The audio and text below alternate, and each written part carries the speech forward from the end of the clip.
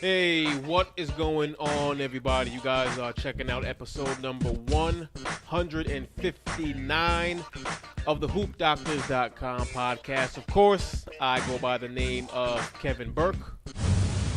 For a while now, whenever someone mentioned Josh Smith's name, it was usually followed by something humorous. That means he's a punchline. He has been an NBA punchline for quite some time, for the majority of his career. Even so, I've always felt that he had game. I always felt that he was a good player. That's because he does have game, and he is a good player.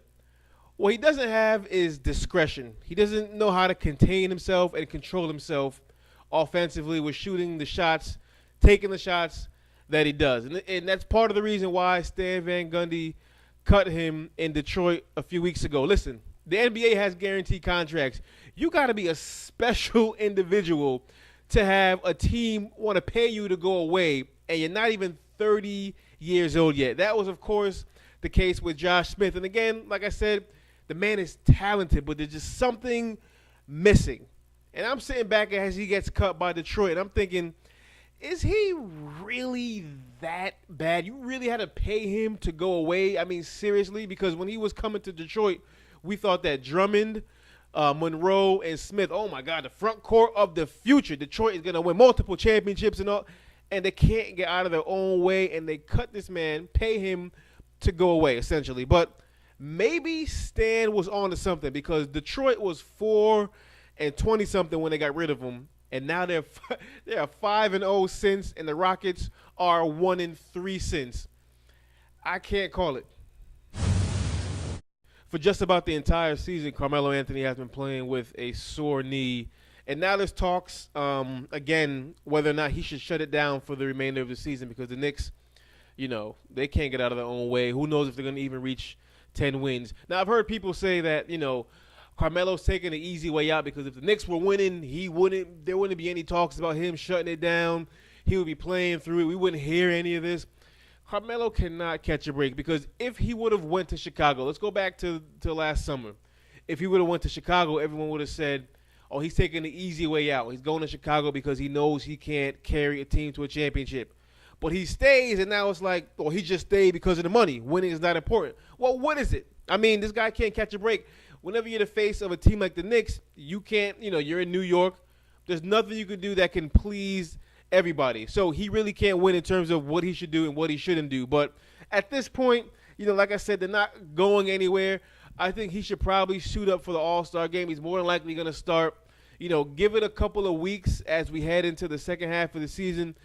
And then if it makes sense to shut it down, then I will say go ahead and shut it down. But the Knicks at 5 and whatever they are, 5-30-something, you never know. They win 7-8 games in a row, which seems unlikely. But if they're able to string something together, they're only like 10 or 11 games out of the playoffs. You get where I'm going with this? Because Detroit won 5 in a row, and now they have life. If the playoffs started today, they can kind of see, the glimmer of hope that is the light of the playoffs. So, again, my point is it's the Eastern Conference. You never know. But, again, give it a few weeks into the second half. And if they're still on the same trajectory, shut it down, and see what happens. But you know what? I don't know. And oh, yeah, how can I forget? The Fire Fisher chants have officially begun at the Garden. Welcome to New York, Derek.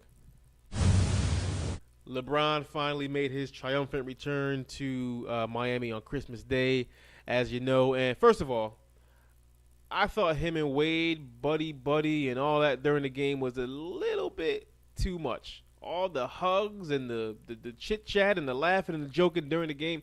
I get it, you're friends. I have friends.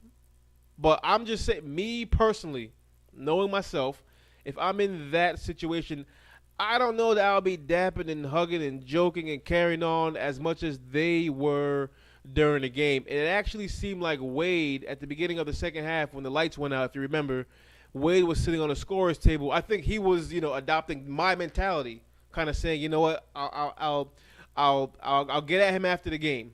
But LeBron kept coming near him and wanting to talk and wanting to, like, make it a big, bro fest. So, Wade had to oblige, and it became like a little jokey joke fest during the game. It was a little bit too much for me. And after the game, they embraced and they were chit-chatting. Several days later, about last week, the audio was it wasn't released because the audio's been out, but the audio was really emphasized in terms of what LeBron said to Wade at the end. And he said, I'm paraphrasing here, but if the Cavs don't improve, we're going to get back together and going to do bigger and better things. That's what he was quoted as saying. You can hear it. That's what he says, clear as day. Of course, he was asked about that later on that day. And LeBron's response made sense. It really did. He says, first of all, I'm not that stupid. I know I didn't go to college, but I'm not that stupid. I wouldn't say it with 100 cameras around me on Christmas Day. I would have told him this at his house. I was not talking about basketball. I was talking about things away from the court.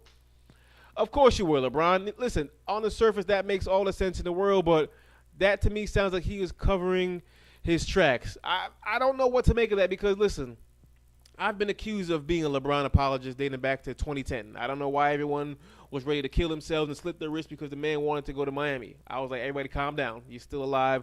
Don't worry about it. But I'm done predicting what he will or will not do. I'm done.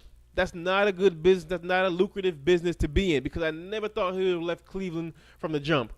And I never thought he would go back to Miami. Now, I don't know. If he were to go back to Miami, I wouldn't really put it past him by way of just the way he's been talking and acting lately. And this recent thing on Christmas Day, you can say all you want about I'm not that stupid. I wouldn't say that on Christmas, but it just doesn't make sense why you would say anything even remotely close to that. So I'm done predicting what he is or isn't going to do. Keep an eye on that. I don't know. I can't call it anymore. I'm done. I'm out of that LeBron prediction business. That's all I got, folks. That's podcast number 159 in the books. Before I get out of here, I would be remiss if I didn't say rest in peace to Stuart Scott, and you will be missed, Big Stu. Booyah. Check you guys out next week.